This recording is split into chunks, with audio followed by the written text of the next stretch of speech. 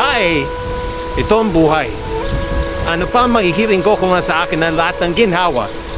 Isang pitik lang, makakakain na masarap. Isang kindat lang, may duyan na matutulugan. Ano pa ba ang hahanapin ng isang engkantong gaya ko?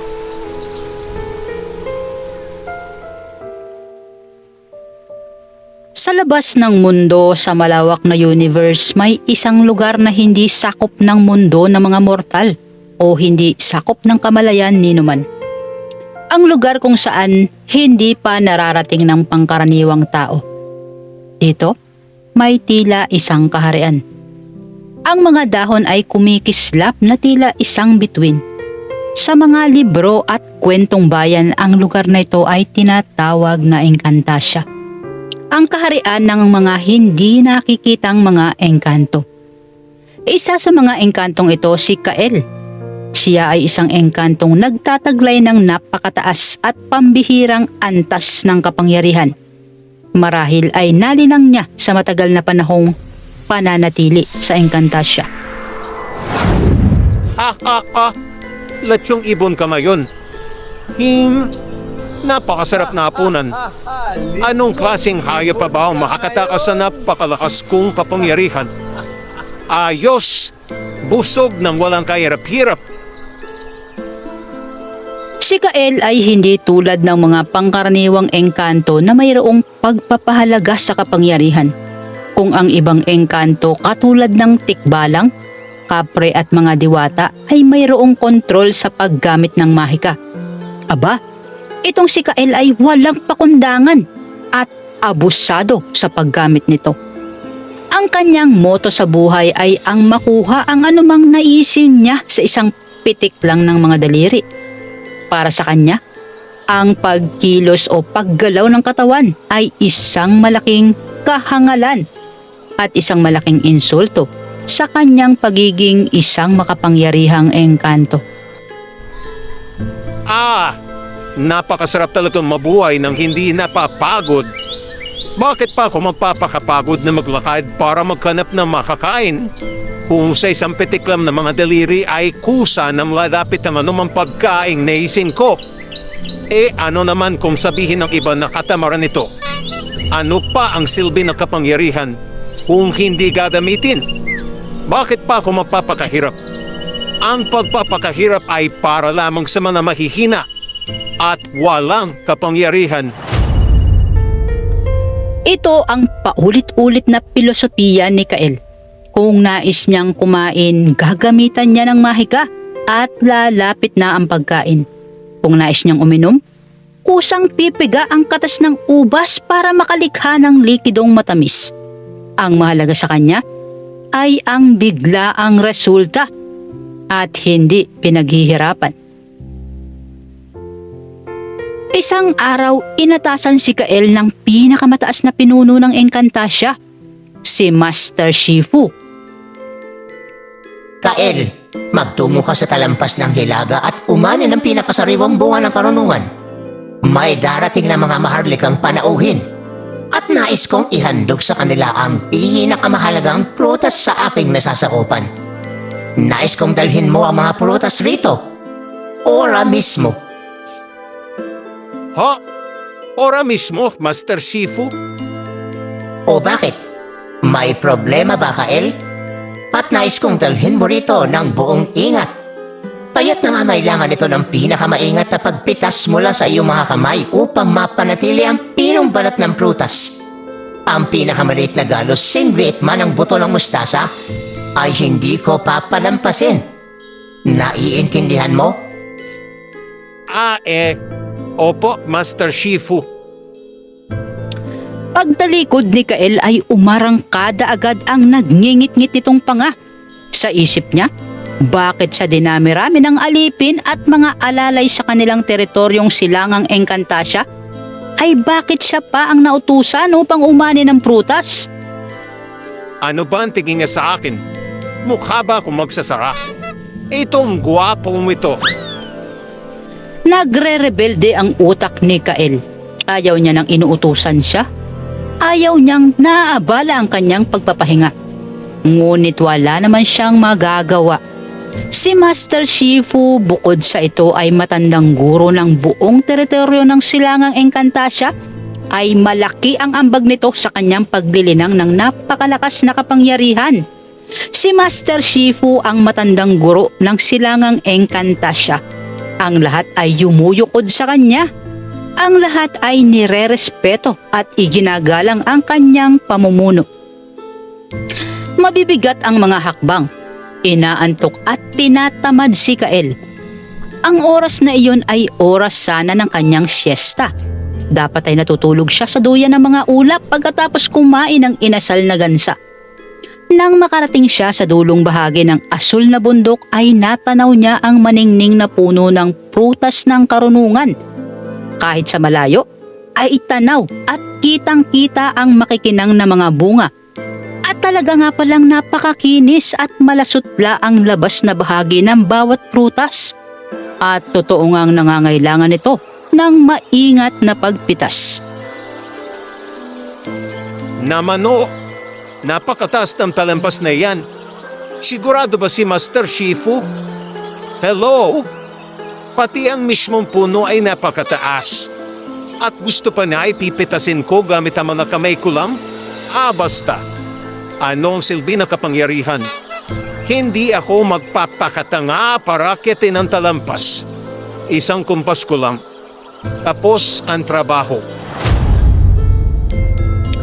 Sa halip na akyatin ang talampas, desidido si Kael na gamitin ang kapangyarihan upang maisakatuparan ang pagsunod sa kanyang pinuno. Ngunit naalala niya ang bilin ni Master Shifu, kung kaya't gumamit siya ng banayad na mahika upang maingatan ang pagpitas ng prutas ng karunungan. Mahinang pumitik si Kael. Lumabas ang malakidlat na liwanag sa kanyang mga kamay.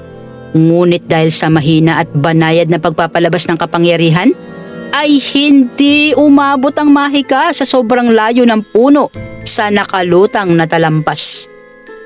Kaya't sa pangalawang pagkakataon ay susubok ulit siya. Isang matinding konsentrasyon at gumamit si Kael ng dalawang kamay upang makontrol ang paglabas ng mas malakas na kapangyarihan. Ngunit muli ay hindi pa rin umabot sa puno sa tuktok ng talampas ang pinakawalan niyang mahika. Kapos pa rin? Namano, gaano ba talaga kalakas sa kapangyarihan ang dapat kong pakawalan?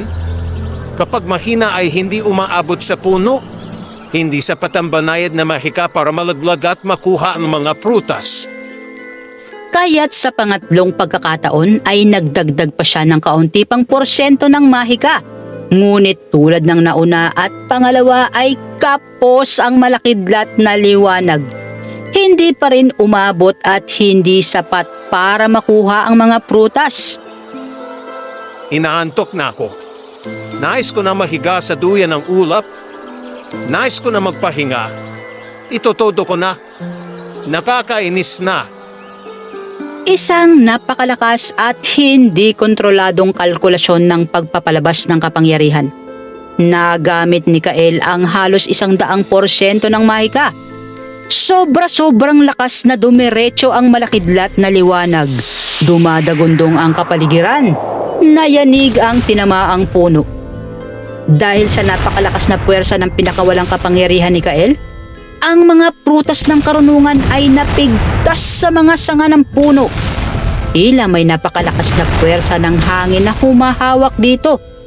Sa tindi ng puwersa ay hindi ito nalaglag sa lalagyang dala ni Kael, kundi dumiretso ang mga bilog na prutas na tila mga bala ng kanyon patungo sa mga nakabukas na bintana ng kastilyo ng Silangang Encantasia. Diretso sa magarbong hapag. Umuulan ng mga prutas. Kung saan dumapo ang mga ito ay ganap na nawawasak, nabibiyak, at ang bawat mga himaymay ng bunga ay nagkalat sa lamesa at sahig ng kastilyo. Dahil sa pangyayari, ang mga panauhin ay nagsitakbuhan. Ang magarbo at malalaking hapag ay nawasak. At sa sobrang malas pa, ang pinakamalaking bunga ng prutas ng karunungan ay direktang tumama sa mukha ni Master Shifu. Sa sa pool. Pulang-pula sa galit ang pinakamatandang pinuno ng silangang Encantasia at agad na nag-utos sa mga kawal upang kaladkarin si Kael pabalik ng kastilyo. Iharap niyo sa akin ang walang modo o engkanto. Mayo na! Agad na kumilos ang mga kawal ng kastilyo at dinakip si Kael. Hintatakutan ng binatang engkanto at nag-iisip na ng idadahilan sa kanilang pinuno. Pagdating sa kastilyo, tumambad kay Kael ang wasak na hapag, mga basag na bintana, at ang nagkalat na mga himaymay ng pinakamararangyang prutas ng karunungan. At tumambad din sa kanya ang nagngangalit na mukha ng pinakamakapangyarihang pinuno ng silangang Encantasia. Namumula mga mata, umuusok ang ilong sa tindi ng galit. Nagsimulang magpaliwanag si Kael dahil sa nagawa niyang kapalpakan. Master Shifu, ang nangyari? Hindi ko naman sinasadya. Napahiya ako sa mga mararangyang bisita ng iba't ibang panig ng mga kaharian ng Encantasia. Halos mawasak ang buong kastilyo at nasira ang piging at pagpupulong ng matataas na mga pinuno. Nangyari ang kabarastugang ito nang dahil sa kagagawan mo. At sasabihin mo lang na hindi mo sinasadya?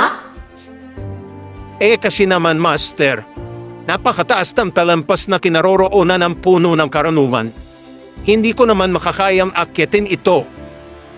Hindi mo kayang akyatin o tinatamad ka lang at umasa kang lagi sa bagsik ng iyong kapangyarihan? Ni hindi mo ginamit ang iyong kaisipan upang maingat na makuha ang mga prutas? Umasa ka sa mahika dahil sa iyong katamaran. Hindi naman sa ganoon, Master, pero Marami na akong narinig na kwento ng iyong katamaran, Kael, at pinilampas ko lang ang mga ito. Ngunit ngayon, pinatunayan mo na tama ang mga balita tungkol sa katamaran mo. Ipinagkatiwala ko ang pag-aani ng prutas ng karunungan sa iyo dahil batid ko ang iyong kakayahan. Binigo mo ako, Kael. Nararapat ka lang patawan ng karampatang parusa. parusa. Pero Master, Itatapon kita sa mundo ng mga mortal. Hindi na nakaapela pa si Kael. Sa kumpas ng mahiwagang baston ni Master Shifu ay hinigop ng mahiwagang portal ang binatang engkanto.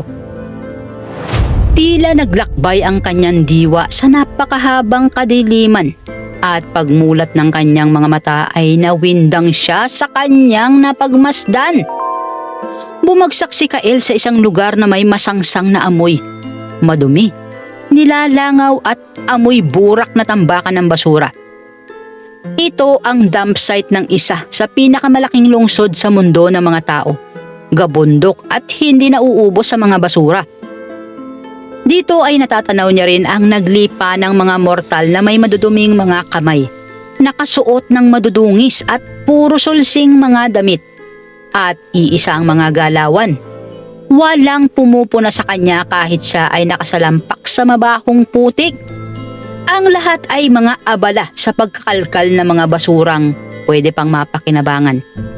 Sa obserbasyon ni Kael, dito ang mga nilalang ay kumikilos lahat. Walang gumagamit ng kapangyarihan. Ilang minuto pa, isang batang babae ang nakapansin sa kanya. Kuya, bakit nakaupo ka lang dyan? Bakit hindi ka nakikipag-agawan? ano? Makikipag-agawan ng ano? Na mga mababahong nakakalat dito? Bakit ako nakikipag-agawan? Hala, anong ginagawa mo rito sa tambakan? Dumating na ang dump truck na nagbuhos ng basura. Kung hindi ka kikilos ay mauunahan ka. Mauubusan ka ng mga mapapakinabangang kalakal. Ay naku, dyan ka na nga. Nakakainis ka naman kausap.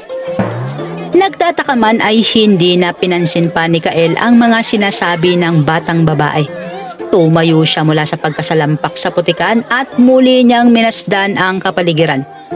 Hindi talaga kaaya-aya. Hindi katulad sa pinanggalingan niyang Encantasia. Alam niyang hindi siya makakatagal sa ganoong uri ng kapaligiran. Kaya't mabilis na ikinumpas niya ang kanyang mga kamay upang maglaho at mag-teleport sa ibang lugar. Pero sa kanyang pagtataka, walang kahit nakatiting na liwanag na lumabas sa kanyang daliri. Walang kidlat. Wala siyang kapangyarihan. Ano to? Bakit ganito? Hindi gumagana ang kapangyarihan ko rito sa mundo ng mga mortal.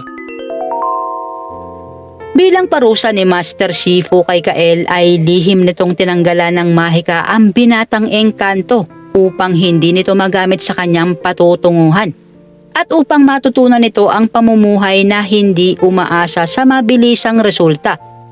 Walang nagawa si Kael. Tinanggap niya na lang ang katotohanan na sa mga sandaling iyon ay kailangan niya ng kumilos ng walang tulong ng kapangyarihan. Naglalakad siya at inobserbahan ang kapaligiran. Walang pagbabago sa kanyang obserbasyon. Hindi talaga niya gustong manatili sa ganoong klase ng lugar. Maya-maya ay nagpahiwatig ang kanyang sikmura ng pagkagutom. Tulad ng isang ordinaryong tao, mahapdi na ang kanyang tiyan. Ngunit kahit saan siya gumawi ay wala siyang makitang prutas o mga lumilipad na ibon na maaaring gawing lechon. Dahil ang nasa paligid ay pawang mga tambak na basura lamang.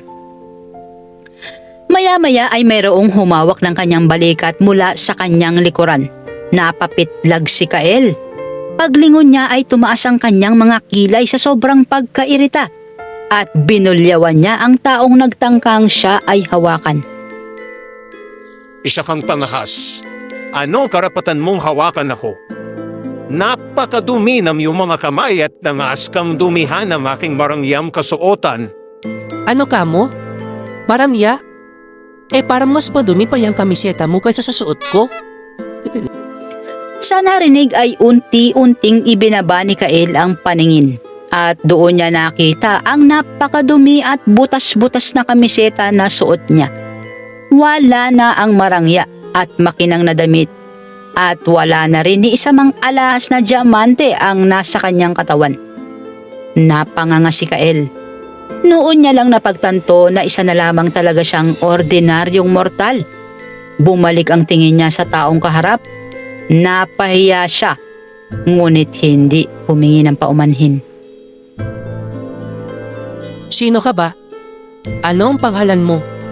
Dayo ka ba dito? Ngayon lang kita nakita dito sa tambakan. Isa ka rin bang mangangalakal? O isa kang pulubi? Mga nalakal. Ulubi? Sa akin pinanggalingan, isa akong marangya. Hindi man ako maharlika ngunit mataas ang antas ng buhay ko. Hindi gaya mo. Hindi gaya ng lahat ng mga nilalang na nandito na pawang mga alipin. Ganon ba? Marahil ay nalinipasan ka ng gutom kaya't kung ano-ano ang mga sinasabi mo. Gusto mo bang sumama sa akin? May pagkain ako. May naitabi akong tinapay. Teka, heto. Kukunin ko. Tinitigan ni Kael ang inaalok na tinapay ng binata. Nag-aalangan siyang tanggapin ang mga pagkain mula sa isang estranghero. Ngunit talagang nagugutom na siya. Tanggapin mo na. Hindi ka mabubusog kapag tinitigan mo lang ito. O, kunin mo na. Ako nga pala si Manuel. Malapit lang ang tirahan ko dito. May mauuwian ka ba? Saan probinsya ka ba galing? Kumusta mo ay sumama ka na lang sa akin? Napatango-tago si Kael habang madiing kinagat ang tinapay. Wala naman siyang pagpipilian. Hindi niya alam ang pasikot-sikot sa mundo ng tao. At ramdam niya na napakagulo ng lungsod.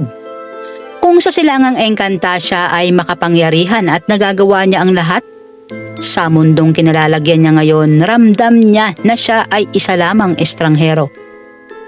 Sumama si Kael kay Manuel at sa mga oras na iyon ay tinuruan siya ng binata sa pangangalkal ng basura. Napanganga si Kael at tumaas muli ang kilay. Ano ka mo? Inuutusan mo akong hawakan ng mga maduduming bagay na iyan? Natural, Paano mo may lalagay sa sako ang mga bote at plastic na ito kung hindi mo hahawakan? Inaasahan mo bang kusang papasok sa sako ang mga kalakal? Isa kang hangal. Paano mo nasasabi ang mga bagay na yan sa isang mataas na katulad ko? Sa akin pinanggalingan ay hindi ko kailangan hawakan ng kahit na ano.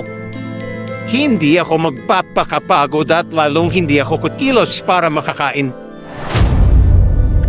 Kahit walang-wala na at kahit nakaranas na ng gutom, ang kayabangan at katamaran ni Kael ay nanatili sa kanyang sistema. Ngunit dahil wala siyang ibang mapupuntahan ay pinili niya pa ring sumama kay Manuel. Si Manuel ay nakatira sa tipikal na squatters area ng kilalang lungsod. Ang mga bahay ay dikit-dikit, madaming tao sa paligid. Ang munting barong-barong ni Manuel marahil isang malakas na bagyo na lamang ang dumating ay malamang natatangayin na ito. Tagpi-tagpi at ang mga dingding ay may mga butas. Ngunit sa isang banda maayos naman at malinis. Napatanga si Kael at titig na titig sa munting bahay. Hindi siya makapaniwala na may ganoong uri pala ng tahanan. Tahanan ba ang tawag mo sa bagay na ito? Oo, Kael. Dito ako nakatira. Ilang taon na rin akong residente ng barangay na ito. Halika, pasok ka. Simula noon ay magkasama na si Kael at Manuel sa bahay na iyon. Noong una ay palagi pang sumasama si Kael sa pangangalakal bilang pagtanaw ng utang na loob sa pagkupkop sa kanya ni Manuel. Ngunit makalipas ang ilang linggo ay umarangkada na ang katamaran nito. Hindi na ito kumikilos. Kumakain pero hindi nagluluto. Hindi naghuhugas ng plato. Laging nakahiga. Kael, tirik na ang araw. Kailangan mauna tayo sa tambakan para marami tayong makuhang kalakal na may bebenta sa junk shop. Tulungan mo naman ako. Ikaw na lang. Inaantok pa ako. At hindi ko na kayang humawak naman na maduduming bagay sa basurahan. Kung ayaw mo madumihan, kahit tulungan mo na lang ako magbuhat ng mga sako. Tinatamad niya ako. Gusto ko pang matulog. Pero Kael, paano ka mabubuhay kung hindi ka magtsatsaga? Hindi lahat ng bagay ay iaabot na lang sa'yo. Dito sa lungsod, kapag hindi ka kumilos ay wala kang kakainin. Kaya't bumangon ka na dyan at samahan mo ako. Umalis kang mag-isa. Ang isang tulad kong galing sa makapangyarihang dimensyon ay may mataas na antas ng kapangyarihan ay ipinanganak para utusan ang kalikasan at hindi para utusan mo para magbuhat ng mga mababahong basura. Kung nasadlak ka sa naasusokang lipunan at hindi ka na makakaahon sa iyong mabahong kapalaran, ay huwag mo na akong idamay dyan. Napamaang si Manuel. Labis na nasaktan sa mga tinuran ni Kael. Ngunit sadyang may mabuti itong puso. Hinayaan niya na lang at pinalampas ang galit nito. Umalis siya at iniwan ng binata bit-bit ang mga sakong lalagyan ng kalakal. At bit-bit ang pagtataka sa mga iniwang kataga ni Kael. Nararamdaman niya. Hindi pangkaraniwan si Kael. At nararamdaman niya na hindi ito basta estranghero lang. Lumipas pa ang ilang araw, walang pagbabago sa ugali ni Kael. Ang katamaran ay kakambal na ng kanyang pagkatao. Ang kagaspangan ng ugali niya ay mas lalo lamang nagpabigat ng araw-araw niyang buhay. Palagi siyang nagmamatigas kapag itinutuwid ni Manuel ang mga kamalian niya. At lagi nitong sinusumbat kay Manuel ang kahirapan na nararanasan nito. Isang araw sa tambakan ng basura habang nakaupo sa gilid at habang hinihintay ni Kael na mapuno ang isang sako upang buhatin. Habang si Manuel ay nakabilad sa napakainit na sikat ng araw. At habang nagpapakapagod ito sa pamimili at sa pangangalkal ng mga bote, plastik, bakal at iba pang mga mapapakinabangang kalakal. Kael, puno ng sako. Buhatin mo na, bilis. At pagkatapos ay abutan mo ako ng isa pang sako na walang laman. Hanip ka rin, Manuel. Nakahanap ka ng kutusan? Marahil ay sinadya mong patirahin ako sa maliit mong barong-barong. Kunwari nagmamagandang loob. Pero ang totoo, nais mong magkaroon ng alipin. Ang daas ng loob mong patuloyin ako sa bulak mong bahay. Pero pagkatapos ay palagi kang nakautos. Hindi naman sa ganoon, Kael. Mabuti ang hanaring kong patuloyin ka sa bahay ko. Alam kong wala kang matutuluyan kaya't nagbagandang loob ako sa'yo. Hindi doon natapos ang mabibigat na pakikipagtalo ni Kael. Nang gabing iyon, nandidilat ang mga mata nito habang nakatingin sa nakahain sa hapag. Malamlam ang liwanag ng gasera na siyang tanging tanglaw sa lamesa. Umuusok ang ilong at namumula sa galit si Kael.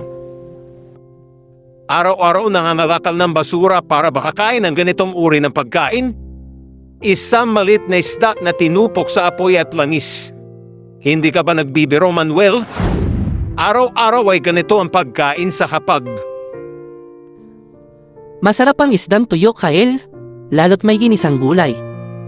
Ano ba ang problema? Ang problema ay ikaw. Sawang-sawa na akong masdan ang buhay mong ganito. Sawang-sawa na ako sa pagtira sa bulok na tahanan mo. Paano mo natitiis ang ganitong kahirap na buhay? Kahit mahirap ay masaya ako, Kael. Wala akong inapakang sino man. Nakakakain ako sa paraang mabuti at pinaghirapan ko ang anumang mayroon ako ngayon. Pambihira. Hindi ko talaga maunawaan. Isa pang mahirap na mga ngalakal. Mas mataas pa ang antas ng isang alipin sa silangang Encantasia kaysa maging tulad mo. Papaglatapos ang parusa sa akin. At kapag nakabalik na ako sa aming dimension, hindi ko babalikan ang mga alaala na kasama ko ang isang katulad mo. Isang hamak na mas mababa pa kaysa sa isang alipin. Nakakabingi ang pagdagundong ng kulog. Tila sumasabay ang nangangalit na kidlat sa naglalagablab na damdamin ni Manuel. Sobra na. Sa haba ng kanyang pasensya at pagpapakumbaba ay naputol din ang pisi na nag-uugnay sa kanilang dalawa ni Kael. Dahan-dahang tumayo si Manuel sa kinauupuan nito. Sa kauna-unahang pagkakataon, ang kanyang mukha ay sumeryoso. Nawala ang aura ng isang mabuting kaibigan. Naglaho ang laging pamilyar na ngiti sa kanyang labi. Suko na siya. Tapos na ang pagiging mabuting nilalang.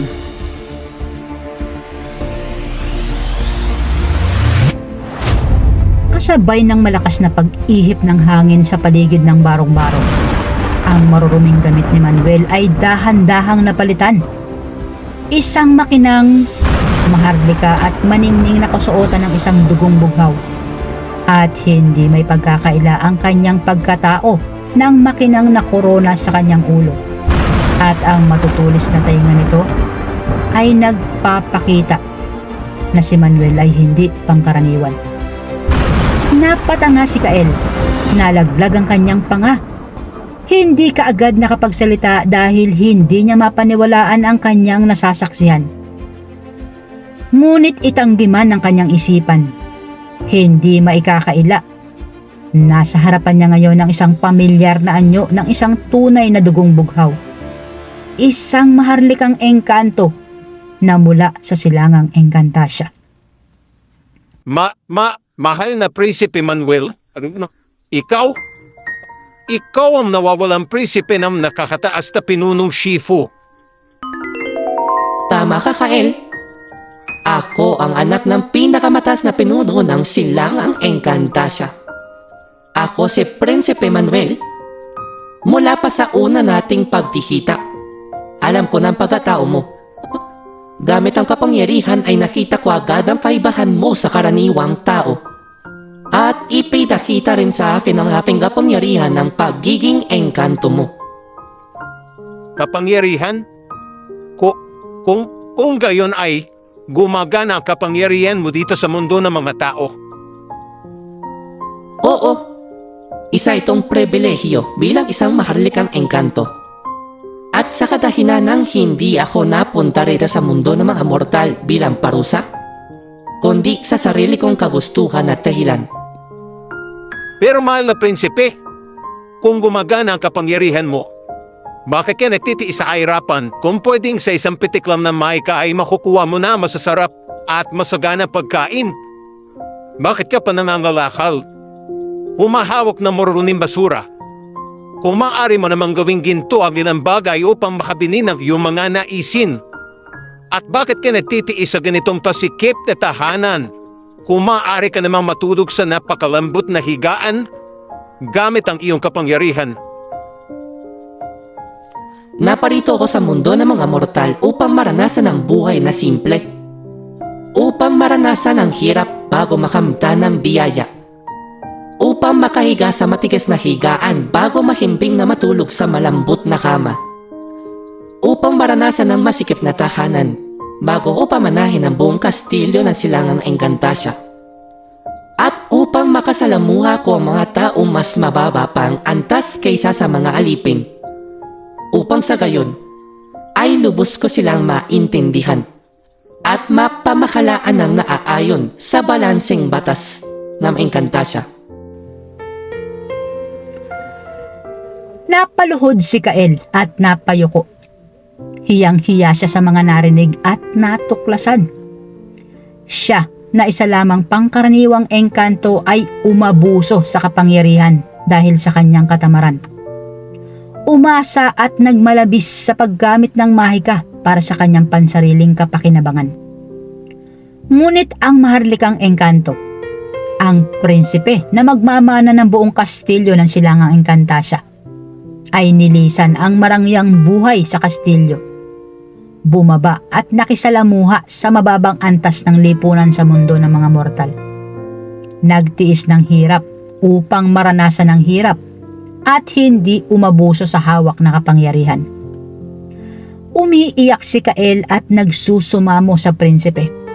Ang kanyang napakataas na pagtingin sa sarili ay napalitan ng 100% takot. Ngunit tiningnan lang siya ni Prinsipe Manuel ng may malalim na lungkot at pagkadismaya. Patawarin niyo po ako, mahal na prinsipe. Nagkamali ako. Huli na ang lahat, Kael. Hindi ba't lumuluhod ka lamang ngayon dahil nakita mo ang isang prinsipe sa katawan ko? Nagkaroon ka lamang ng takot at paggala ngayon dahil sa aking kapangyarihan at korona? Kung ako ay sa paring hamak na mga ngalakal, hindi ba't magpapatuloy ka lang na hamakin at alipustahin ang aking pagkatao? Hindi mo binago ang puso mo ngayon dahil sa tunay na pagsisisi, kundi nais mo lang natakasan ng takot ng susunod pang parusa. Dahil nananatili sa puso mo ang kapalaluan at ang iyong katawan ay alipin pa rin ang katamaran, ay magpapatuloy ay iyong parusa. Mananatili ka rito sa mundo ng mga mortal. Pero mahal na prinsipe, hindi ko na kaya ang buhay dito. Isang portal na nagpakita ng dimensyon ng mundo ng Encantasia ang nagpakita sa kanilang harapan. Ilang sandali pa ay kailangan nang bumalik ni Prinsipe Manuel sa kanyang ama na si Sifu. Mahal na prinsipe, pakiusap. Isama niyo ko sa pagbalik sa ating kaharian. Maawa ka. Huwag niyo kong iwan dito. Pakiusap. Patawarin niyo ko. Nagpatuloy sa paghakbang si Prinsipe Manuel patungo sa nagliliwanag na portal. Hanggang sa tuluyan siyang naglaho, kasabay ng paglalaho ng liwanag. Naiwan si Kael na nag-iisa. Nakaluhod pa rin ito at humahagulhol. Labis ang kanyang takot at pagsisisi. Ngunit huli na ang lahat.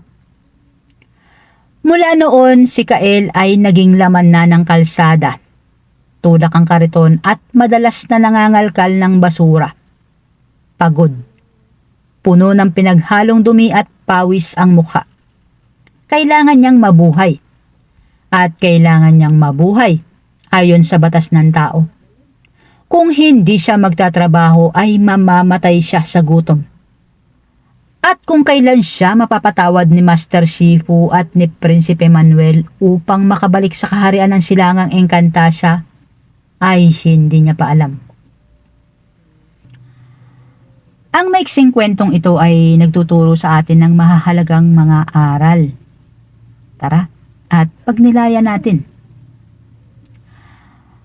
Ang kapangyarihan o mataas na antas ng isang nilalang sa isang lipunan o lugar ay hindi lisensya upang pairalin natin ang katamaran o para magmataas at hamakin ang mga nasa ibaba.